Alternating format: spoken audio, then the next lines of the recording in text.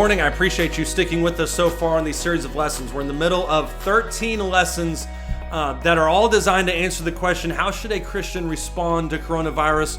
We've had 4 speakers so far in this summit that are just phenomenal. We started with Jacob Hudgens, we went to Shane Carrington, then Warren Berkeley. We just finished up with Chris Emerson, who preached to us on a lesson called The Worry-Free Life. Now we're going to go to Tennessee, where we're going to hear from Shane Millard, who preaches for the North Hixson Church of Christ in Hixson, Tennessee, on his lesson called The Difficult Days. And these are certainly difficult days that we're in the middle of right now. Periods of quarantine, self-isolation. We're all kind of worried. We're all kind of unsure about what is going to happen in the world right now. And so Shane's lesson is really going to help us come to grips with this situation and establish faith as we move through this period that is really testing a lot of our faiths.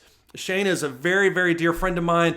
And if I can elaborate on just a little bit of that, Shane is actually the person that many years ago got me into preaching. He was the person who talked me into delivering my first ever gospel sermon way back in Deep East, Texas. I'd done a couple invitations at that point, but Shane is the one that helped me get started in this preaching life that I've known and loved now for almost 12 years. And so Shane is a very dear friend of mine. Shane is also a very capable speaker. He's very well-read. He's very intelligent. He reads just about anything he can get his hands on, all the way from leadership to spirituality and everything in between.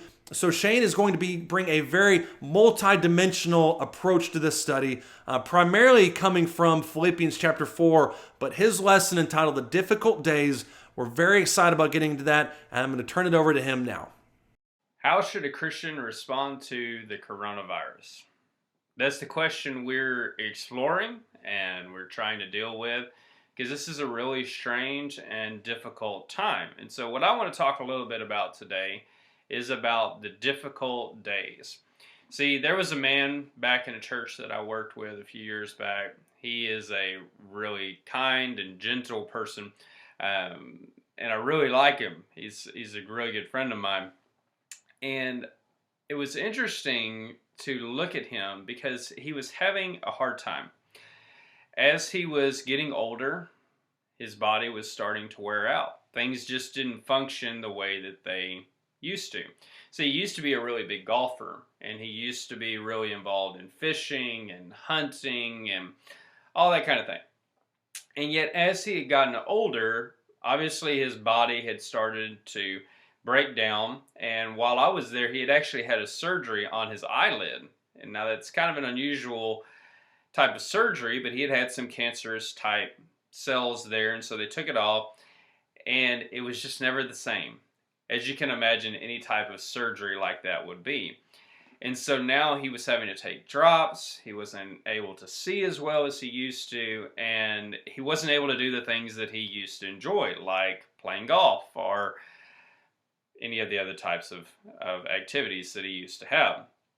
And so as I was going through and talking with him and thinking about his situation, he was in his 80s, and it was just really a really hard circumstance. And the passage that came to mind for me is here in Ecclesiastes chapter 12, verses 1 through 8. Because it's describing the deterioration of the human body and even some of the frustrations and attitudes that can come with that. And so he says, remember also your Creator in the days of your youth. So this book is actually written to young people before these hard times, these difficult days come. And he says, before the evil days come, or some versions say the difficult days, and the years draw near when you will say, I have no delight in them. Before the sun and the light, the moon and the stars are darkened. The clouds return after the rain. In the day that the watchmen of the house tremble and mighty men stoop, the grinding ones stand idle because they are few, and those who look through windows grow dim. And the doors of the street are shut as the sound of the grinding mill is low, and one will arise at the sound of the bird, and all the daughters of song will sing softly. Furthermore, men are afraid of a high place and of terrors on the road. The almond tree blossoms, the grasshopper drags himself along, and the caper berry is unaffected. For man goes to his eternal home, while mourners go about in the street. Remember him before the silver cord is broken, and the golden bowl is crushed. The pitcher by the well is shattered, and the well at the cistern is crushed. Then the dust will return to the earth as it was, and the spirit will return to God who gave it. Vanity of vanities, says the preacher. All is vanity. So Solomon is encouraging his audience. He's encouraging these young people to remember their Creator before these difficult or evil days come. And so what my friend was going through is he was going through difficult days.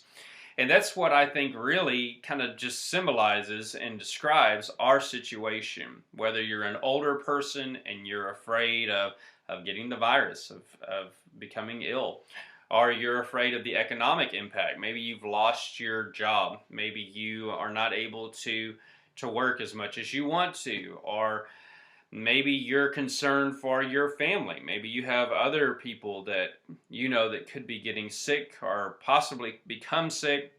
There's so many different situations and variables that fit into the story and are into the situation. And in Ecclesiastes 12, what you have is he's describing in poetic language the deterioration of the body, the difficult days that every single one of us face as we grow older, if we're allowed the privilege to do that. And so as children grow up, friends and loved ones, they pass away. Life becomes harder, and we start to realize, I don't really like this. And as he says here in this text, the days will come when you say, I have no delight in them. And as the preacher says in verse 8, vanity of vanities. And so that's that word for, it's the Hebrew word hevel, and it's talking about smoke or vapor. It's things that are temporary and fleeting. And so life is just an enigma. It's just difficult so often. And I think this time really highlights that. And there are so many consequences that come from it that help us to realize and think, wow, this is not the kind of life that I want. It's not the kind of life I envision, and the difficult struggles that I go through. And so with all that being said, what we're doing here to help the church here, particularly me as I go through and teach, is that I'm trying to help the church with the book of Philippians. And so we've gone through and done some different things regarding that. But I think Philippians really helps us with our attitude, particularly regarding these difficult days. Because while I started with the story of my friend and his difficult days, the truth is difficult days can be very diverse. Maybe you have a child that has a permanent illness, and so the difficult days aren't necessarily your age and your health, but it's actually the health of someone else that you're caring for. Or there's any number of difficulties that come about. And the book of Philippians was written during some of those very difficult days of the writer. And so it was written by Paul when he was in prison. And when we think about the prisons that were happening, that were in place at that time, it's easy to think, well, maybe they're kind of like the prisons today, where you have, air conditioning, and you have a big yard that you can go out and you can exercise and you're around other people. And that really wasn't the case at all. I was kind of amazed as I went through and prepared for some lessons that I had done over this, that you actually had to rely on the people that were around you to feed you. They didn't even feed you while you were in prison. At least that was what the resource had mentioned. And so you have just this isolation. You have this dependency. The things that you were comfortable with before, your freedoms of travel, of even being able to determine some of your diet or whatever the case is, the things that you just would take for granted were gone. And that's what Paul was experiencing in a Philippian, in the imprisonment through which he had written this book. And so it's in this book, though, that he writes some of the most encouraging and helpful sections of our New Testament. In fact, the book of Philippians is largely about joy. And what's so ironic about that is that it was in some of Paul's most difficult circumstances. He was in the difficult days, and yet he was finding joy. And so all throughout this book, there are a handful of things that are highlighted that help him to have joy in his difficult circumstances. And we won't necessarily focus on every one of those, but a couple of them are, one is the participation that the church was having with him, and that he was not alone in the struggle, even though he was stuck in a jail cell. He was obviously in less than ideal circumstances, but yet he still had people that were participating with him. And the other element, as you go through and you look at the beginning of the book, is that his imprisonment, you would think, would be something that hindered his work and was actually an obstacle, and yet he says it actually worked out for the furtherance of the gospel. More people have heard the gospel. The gospel has gone forth as a result of these difficult circumstances. And so I think this whole attitude that Paul has is summed up here in chapter 4. As he's going through these difficult days, he goes through and gives some practical admonitions to help his friends that are maybe struggling with anxiety about his condition, and they're concerned about their messenger, Epaphroditus, that had gone through and brought the provisions to Paul. And as Paul lays out, he was actually sick during that time. So the church is anxious about Paul. Paul's anxious about them. It's a really difficult situation. And yet what he does here in chapter 4 is he gives some very helpful admonitions through these difficult days, how we can go through them with the right attitude and how we can be active. And so as we're thinking about our question with the coronavirus, now we can think through some things that would help us in those same situations. And so let's read here in Philippians chapter 4, here verses 4 down through verse 14. That'll be the section we'll look at. And so in verse 4 it says, "Rejoice in the Lord always. Again I will say, rejoice. Let your gentle spirit be known to all men. The Lord is near. Be anxious for nothing, but in everything by prayer and supplication with thanksgiving, let your requests be made known to God, and the peace of God, which surpasses all comprehension, will guard your hearts and your minds in Christ Jesus. And finally, brethren, whatever is true, whatever is honorable, whatever is right, whatever is pure, whatever is lovely, whatever is of good repute, if there is any excellence, and if anything worthy of praise, dwell on these things. The things you have learned and received and heard and seen in me, practice these things, and the God of peace will be with you.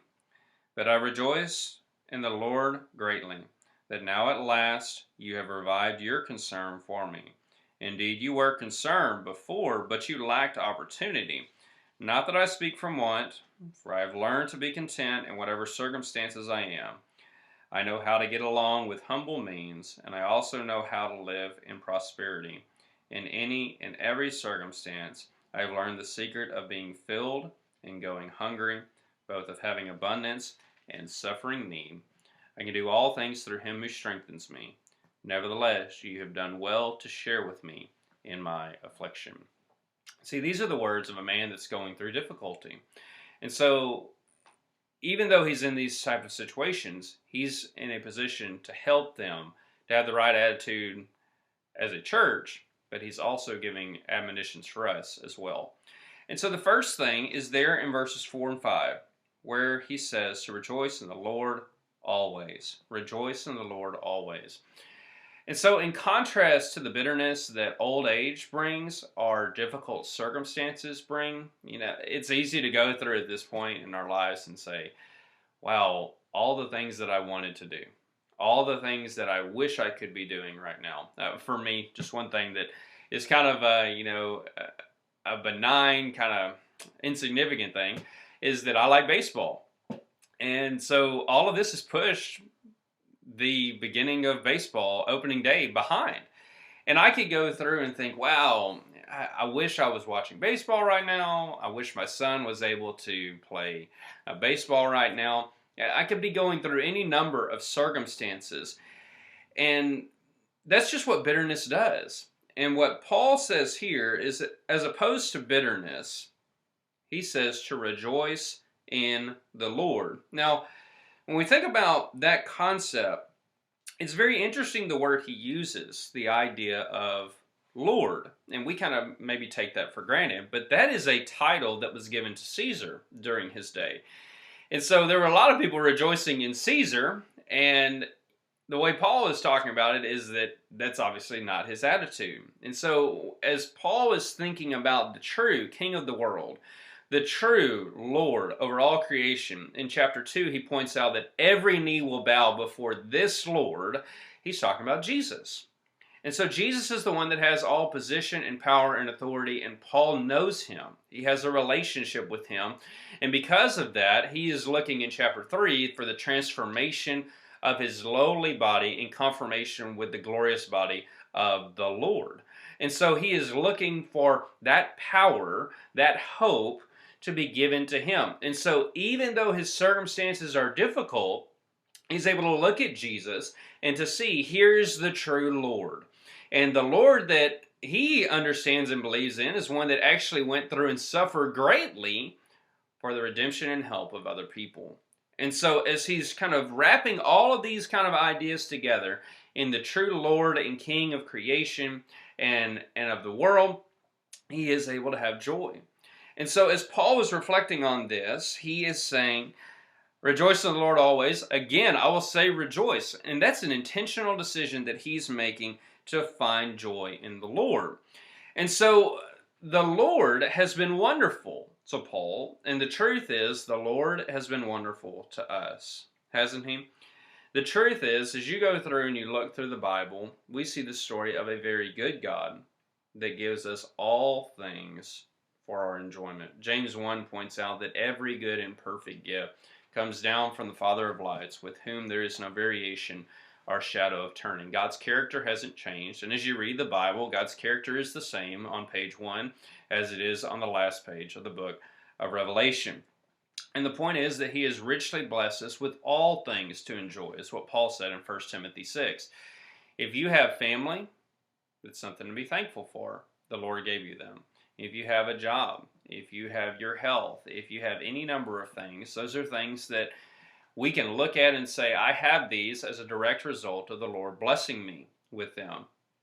And so, again, the point that we need to see is the rejoicing here is not just, I'm just going to be happy despite my difficult circumstances. This is a type of joy, a positive attitude despite the difficulties, because we realize who is truly in control, who really is the Lord. And so, even when life becomes more difficult, God's character never changes. God's character never wavers. And so, as you look at that attitude then, he says in verse 5, let your gentle spirit be known to all, or let your reasonableness be known to all. And so, the concept is this attitude, the fact that Jesus is on his throne, the fact that he is ruling over the world changes everything for me. The way that I look at circumstances is totally different. And that is actually something that becomes very obvious to other people. Knowing that Jesus is on the throne then is an attitude that I have that then becomes very clear to other people. And he says, let it be known to all people. And then he goes on just a little bit later and he says, the Lord is near, or the Lord is at hand. And that could mean that the Lord is there in your circumstances, or it could mean that the Lord eventually will respond and make all things right. Whatever the picture is, whatever the answer is, that is a very powerful truth. It's saying something about the power that God, that Jesus has, and what he is going to do for you and for me in our difficult circumstances. And so this is a defining attitude, a defining attribute of Christians, and it's something that can be done and is expected for Christians, because the truth is the Lord is near. Soon we're going to be at comfort if we're part of his people.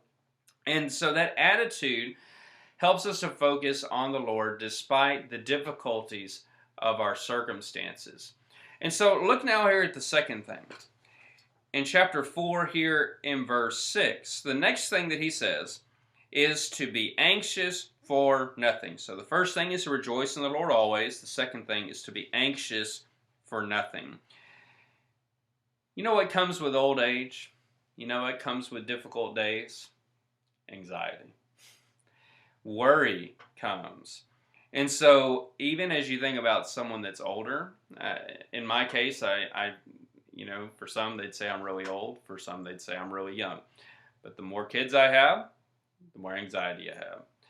The older my parents get, the more anxiety I have. The more relationships that I have, the more work I take on, anxiety just builds up and builds up and builds up. And one of the things we also become anxious about is all the things that we cannot control. We can't control our health. We can't control our circumstances. We can't control so many different things. And so we then become afraid of bad news. We're afraid what's going to happen. We're afraid what is someone going to say this time? How's this circumstance going to turn out? And I think about our situation, particularly with the virus. That's where so much of this is hurting people. Is it's fear. People don't know what's going to happen. People don't know what's going to happen in the future. They don't know how to respond. This is all situations that they've never been in, and so they're terrified about it. And so there's something to be said about that. But when we think about what he's laying out here, he says that we are to be anxious for nothing. I'll tell you, we might say, Paul, you're just being unreasonable. Paul, you're being childish. You're not handling the situation rightly. And yet, what did Jesus say about it? Jesus said, don't worry about your life. And that kind of sounds almost like a sage or a hippie just kind of floating through life. But that's not what Paul is trying to say. Paul is very intentional about the type of anxiety that he's describing. He's saying, don't be anxious about anything. But, look at what he says. But in everything by prayer and supplication with thanksgiving, let your requests be made known to God, and the peace of God, which surpasses all comprehension, will guard your hearts and your minds in Christ Jesus. So what's the answer? How do we avoid this anxiety? Well, he gives it. He says, don't be anxious, pray. And so prayer is the answer. Prayer is going to the one that's on the throne. Prayer is going to the Lord of all creation, the one that is over everything, and giving your cares and concerns to him. And so that's what we're expected to do. See, prayer is actually one of the things that you can do. I saw just a post today that was basically saying prayer is not off limits. Prayer isn't closed. Prayer is open. The lines are open all the time. See, prayer and praising God were things that Paul could do in prison. In fact, he did them in Acts chapter 16 while he was there. And so every time you have an anxious thought, guess what? It's something to write down and to ask God about and pray about. And so just think about for your practical concerns and desires for things to improve. Maybe it's a person. Why don't you write their name down and you give that name specifically to the Lord? Maybe it's your situation with your job. Why don't you write that situation down and say, Lord, you're in control of everything. You're the one that gave me the job in the first place. Your will be done through this entire process. And maybe it's death. Maybe you are afraid of death. Why don't you go to the Lord about that? He's the one that has experienced death. He has gone through death because of his love for you and me. He knows about it. He knows that we fear those types of things. But through his power and his lordship, he doesn't want us to fear those things. And we need to realize this text is not going through and saying we don't have any concerns or that we don't do any preparations. He's talking about this type of crippling worry. I heard this one time that worry was compared to a rocking chair, that it gives you something to do, but you never get anywhere. And that's the kind of anxiety that he's talking about. It's a crippling anxiety that keeps us from actually doing the type of work that's needed. And so, yes, we take our anxiety, we give it to the Lord, and then we do the best we can in our circumstance. And so he says, through various different words here, he says, in everything, by prayer, supplication, with thanksgiving, let your requests be made known to God. And then the peace of God, which surpasses all comprehension, will guard your hearts and minds. So just think about what he's saying here. Plead with the Lord. over your situation, but also approach him with thanksgiving. That's an attitude that is different toward your circumstances. And then he says that the peace of God that surpasses all comprehension will guard our hearts and minds. So as you give your anxiety to the Lord, who can actually do something about that. Do you realize we're so powerless? The Lord is on his throne. He can take care of those things. He will handle those things, and he makes the judgment about those types of things. And so we just put them in his infinite power and let him take care of those circumstances. And then what we get is our peace. So just think about the deal here. God's saying, give me your anxiety and I'll give you peace. It's a pretty good deal, isn't it? And so that's what he's wanting us to do in these difficult circumstances. Just think about what we have ahead of us. And you think about the attitude of Paul throughout this entire book. He is looking ahead to what the Lord is going to give him. He's pressing forward to the resurrection. He knows that if he dies, he will be with the Lord. Everything is going his way, so long as he's thinking about and rejoicing in the Lord. But let's look at the next section here. So the first thing we need to do to overcome the difficult days, we need to rejoice in the Lord always. The second thing we need to do is to be anxious for nothing. The third one is to dwell on and practice these things. So think about verses 8 and 9. He says, finally, brethren, whatever is true, whatever is honorable, right, pure, lovely, of good repute, if there is any excellence, and if anything worthy of praise, dwell on these things. The things you have learned and received and heard and seen in me, practice these things, and the God of peace will be with you. So one thing he wants them to do, first off, is to dwell on these things, and then in verse 9, he wants them to practice these things. So to dwell on and to practice these things. So what are the things that he is saying? Well, he says true, honorable, right, and so on. And I think this really highlights two important areas. One is that there's so much garbage out there. There's so much fear. There's so much anxiety and pain and suffering and difficulty and sadness. And Paul's saying don't focus on those kind of things. Focus on the things that are true and honorable and right and pure and lovely, of good repute. Don't be focusing on all the evil things that are in the world. And so what that then means is not only is there so many evil and terrible things in the world, the second thing is we have a choice in it. He's saying make a decision. Whenever you have an anxious thought, pray about it. And then second off, replace that thought with something else. He's saying we've got to change our attitudes. We have to see the good that is in the world.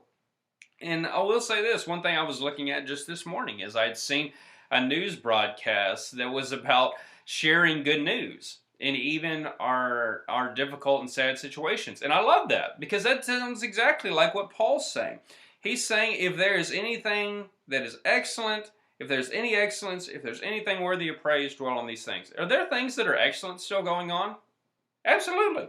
Is there anything worthy of praise still going on? Absolutely. And so that's the kind of things that we have to be very intentional about appreciating and recognizing and putting our mind on. And Paul's a great example of this again in Acts chapter 16 while he is there in prison, wrongly in prison in that case, as with all the other cases, they're now praying and praising God, even though the situation is very, very difficult. And then think about what he says here in verse 9. So you can control your mind by what you feed and what you think on, what you feed it with and what you think on. And then he says, you've learned it, you've received it, you've heard it, you've seen it in me. Now go and do it. See, that's another way that we can overcome our anxiety and to do better in these difficult days is actually get up and go do something. Go out and do the things that are excellent. Go out and do the things that are worthy of praise. Go out and do the true, the honorable, the right, the pure, the lovely, and the things of good repute. Go and be the type of person that you need to be and that other people need in this world. And I just think about some of the nurses that are going through this, that volunteer to try to help. What are they doing? They're not sitting by on the sidelines and saying, oh, I'm just terrified about the situation. No, they get up and they do what they can. They're trying to volunteer and help. And so for Christians, that's especially important during this time, that we're active in this time that we may seem restricted. And so that's what Paul's doing. Look at what Paul's doing. While he's in prison, he doesn't sit there on his hands and just, say, oh, woe is me. In fact, it was through the imprisonment that he was able to reach the people in the palace, or in the guards and that kind of thing, whoever that was that he was able to influence. And it's also during that time of imprisonment that he did some of his best work, like the books of Ephesians, Philippians, Colossians, and 2 Timothy were all written in prison. And there was many things that he was very active about. And what is he participating in? He's participating again in all of this category of things there in verse 8. And again, look at what happens when we practice them. So in this case, it was the Philippian church, and it applies to us as well. When we do that, when we're active, the God of peace is with us, and he will be with us.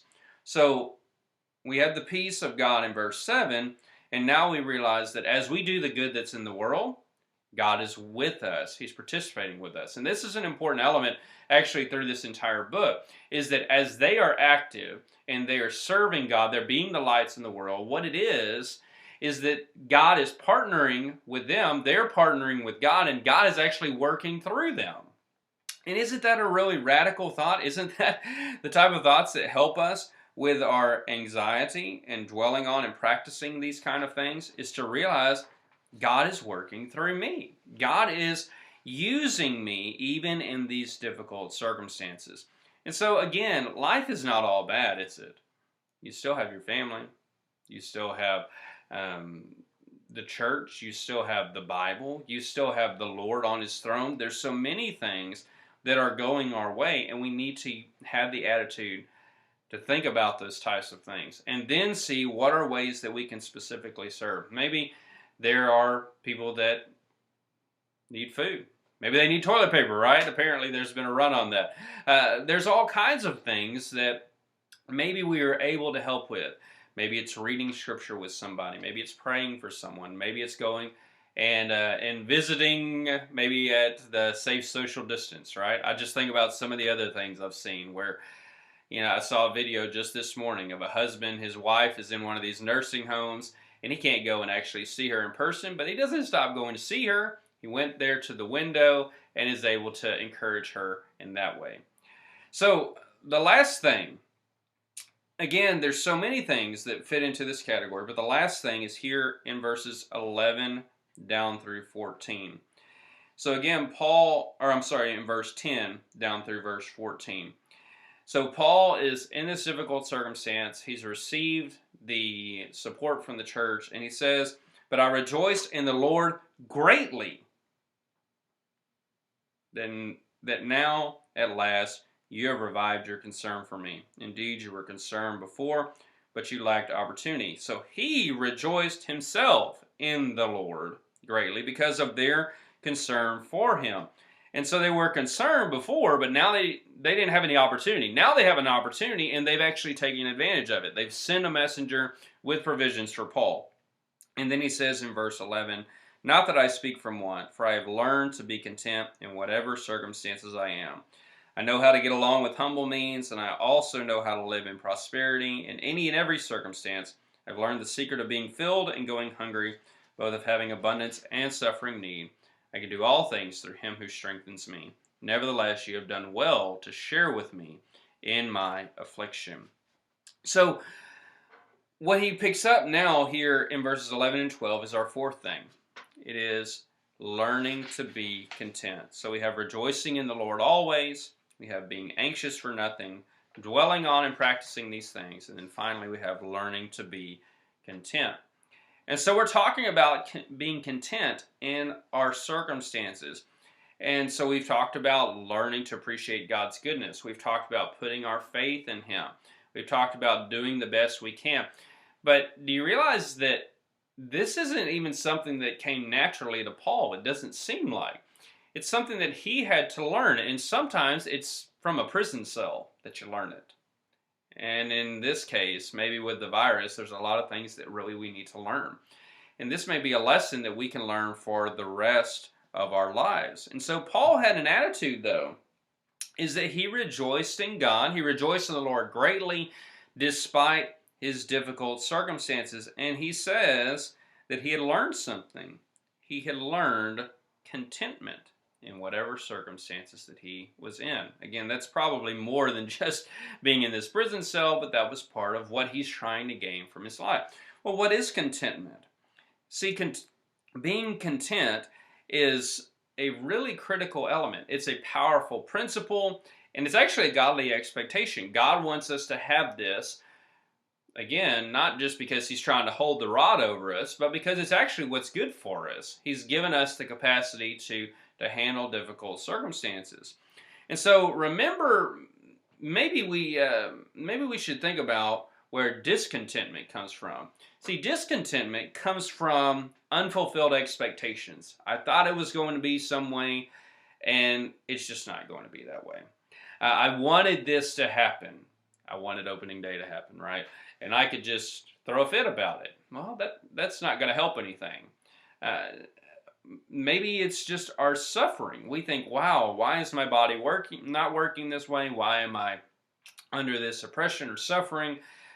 All of those types of things can make us bitter. And you look at the root of bitterness, just in general, is not getting what we think we deserve.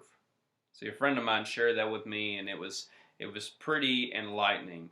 The root of bitterness is not getting what we think we deserve. See, we think we deserve more. We think that we deserve good health and easy circumstances and the American dream, right? And yet, the way the Bible pictures it is, instead of thinking you deserve something, we need to be content with what we have. And so just think about what contentment would help us with. See, contentment would help us to appreciate the life that God has given and the life that we have lived so far. You're obviously alive right now. You have a day that you have been blessed with God. You have opportunities that have been given to you. Instead of thinking about all of the things you can't do, maybe we can change our attitude and think about all the things that we can do and what we have been blessed with. And see, think about how Paul would say here in verse 12, maybe I'd be concerned about my finances, right? And yet he says, hey, I've had humble means and I've had prosperity. And I've learned to be content regardless of the situation. I've been hungry and I've been filled. I've had abundance and I've suffered need. He's just kind of broadly laying out different categories here. And yet he says, I've learned to be content in every single one of those circumstances. And so we have to appreciate what God has given us in order to be content. But I think another element that is important in contentment is to understand our limitations. Paul knew he couldn't go out of prison. That wasn't going to happen. And so he realizes, okay, there's a barrier here. There's an unstoppable barrier. Instead of letting it destroy me, I just need to realize that that's the case, and I'm going to be as useful as I can be right now. And that's what he did. But then we also need to think about contentment in the sense of what God gives and what he can accomplish and what we can accomplish. And so in this case, we think, wow, I'm in prison, I'm stuck in my house, right? And yet, contentment really would help us to appreciate even the most benign and overlooked things. It's that whole kind of parable. I don't know if you've ever seen, they had a little meme on Facebook, and it was pretty interesting. It was a picture of a man, and he's in a car or something, and he sees this other car, and he's like, wow, I wish I had that car. And then there's a man on a bike, and he sees the first guy with the car, and he says, wow, I wish I had a car. And then there was another man that was walking, and he saw the man with a bike, and he said, wow, I just wish I had a bike. And then the man that was walking, there was a guy that was upstairs in his apartment in a wheelchair, and he said, I just wish I could walk. See, that's contentment. Contentment is helping us rewire our minds to think about the goodness in life and what we have been given. But again, contentment, though, is not an excuse for laziness. That's not the idea at all. It's not saying that we should just be content and just say, well, you know what, I don't really care about my circumstances. It's actually quite the opposite. It's being content regardless of circumstances. It's never an excuse for laziness. But what I want you to see is this book warns us in chapter 2 about complaining and grumbling.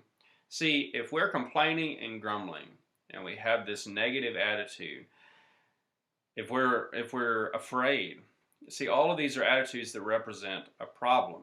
And so there's fundamentally something flawed if we're always grumbling and complaining. In fact, the Bible doesn't really talk very well about it, because what it's saying is there is a heart of bitterness that can be there. That bitterness can build up. That malcontentment can build up. And that's a deception of the devil that causes us to have hard hearts that will leave the Lord, is what Hebrews chapter 3 points out. In fact, just think about this. Why did Eve take of the tree? It's because she was discontent. See, we think of it as something pretty benign, and yet the way the Bible talks about it, even in Romans chapter 1, he points out that where all this sin came from is because they were not thankful. Thankfulness and contentment go hand in hand.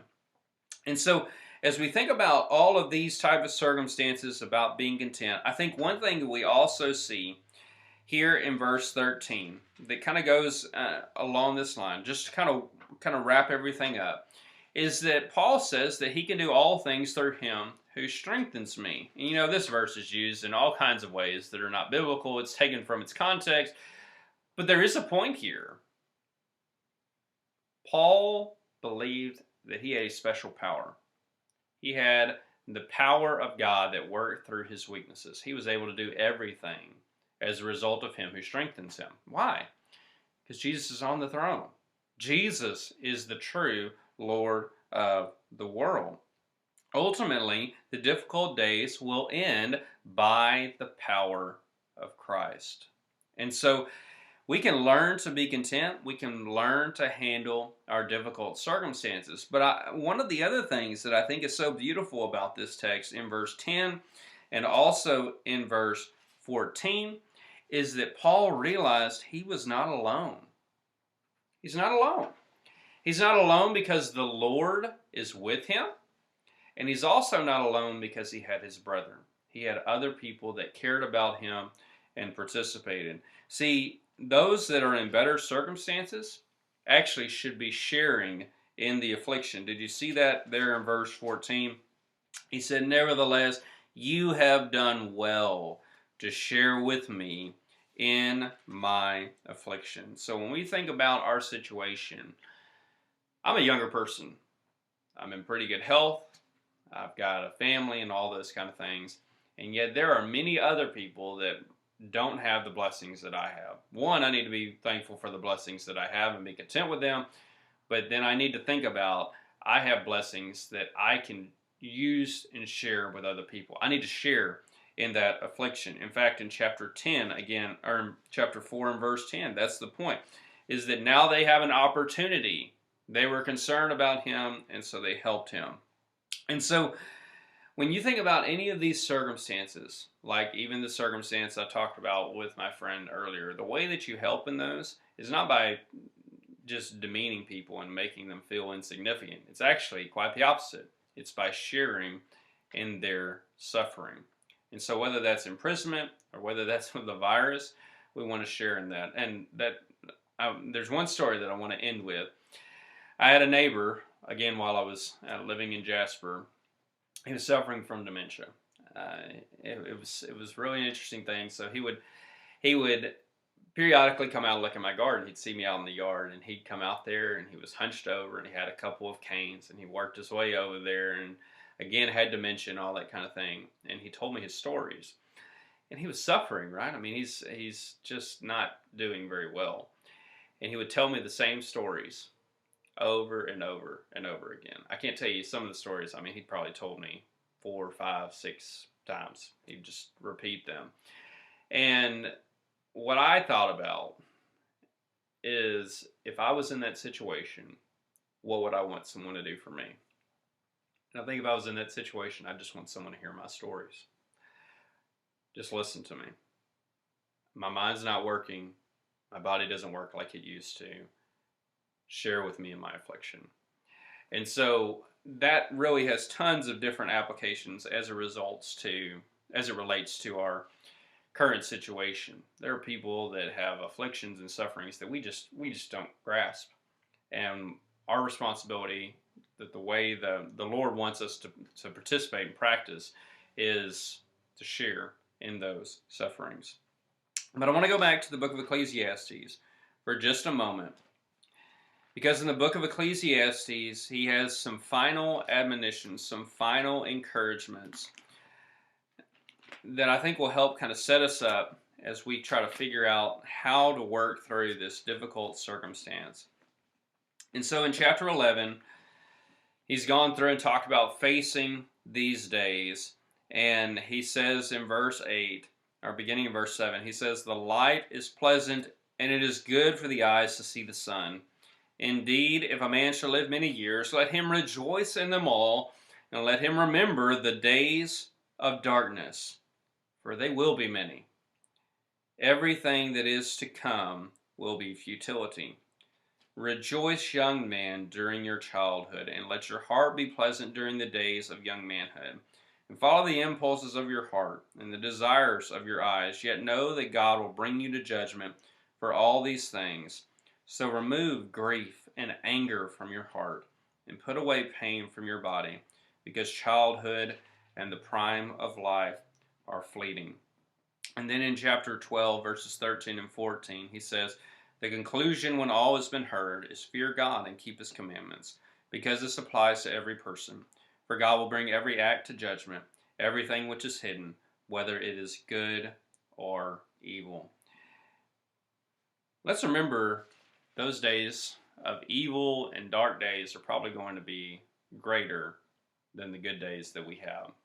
So let's take advantage of them. Let's rejoice. Let's be thankful for what the Lord has done.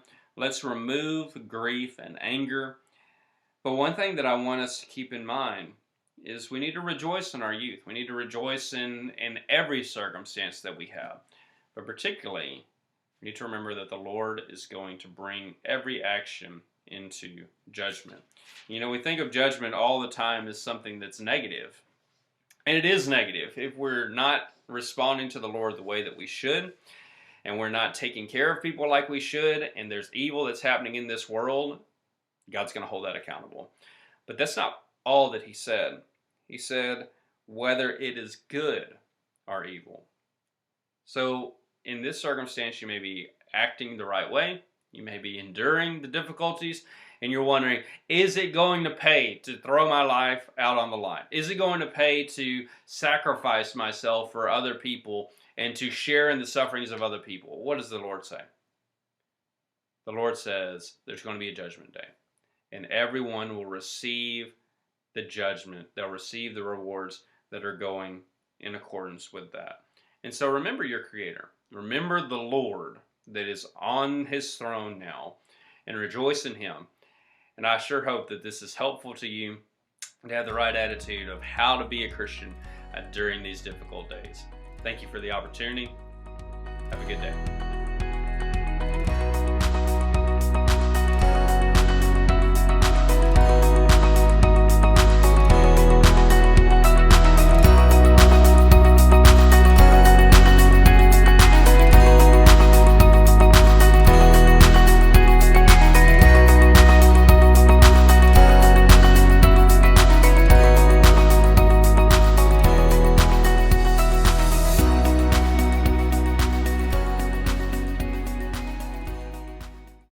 Introducing 3 new workbooks from Jeff Archer, published by One Stone Press.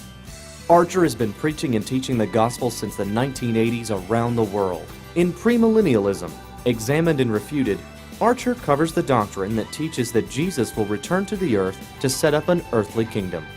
Starting with the original promises to Abraham and continuing to the established church, this 11-lesson workbook shows what the Bible says about the kingdom Jesus came to establish and makes students look to the Bible for answers to many of the related questions in the religious world today.